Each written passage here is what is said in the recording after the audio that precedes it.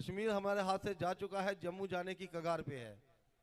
तो थोड़ा अपने बच्चों को जागृत करें और हो सके तो शस्त्र विद्या में निपुण करें। पैसा काम नहीं आता, गाड़ियां काम नहीं आती, बंगला काम नहीं आता, मगर जिस समय कोई आफत आएगी उस समय बाहुबल और शस्त्रों का ज्ञान वही काम आएगा। हमारे एक गुरु भाई ने सचिन के पास प्रित्राम शस्त्र एवं शास्त्र गुरुकुल का उद्घाटन किया है। अभी थोड़े दिन, अभी वो काम जो निर्माणाधीन है, थोड़े दिन के बाद वो शुरू हो जाएगा, उसका भी प्रचार करने में आऊँगा। तो कृपया अपने बच्चों को थोड़े दिनों के लिए शस्त्र विद्या में निपुण करने के लिए वहाँ भेजें।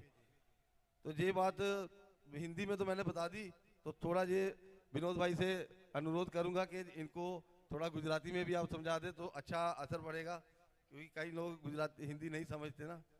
हर हर महादेव।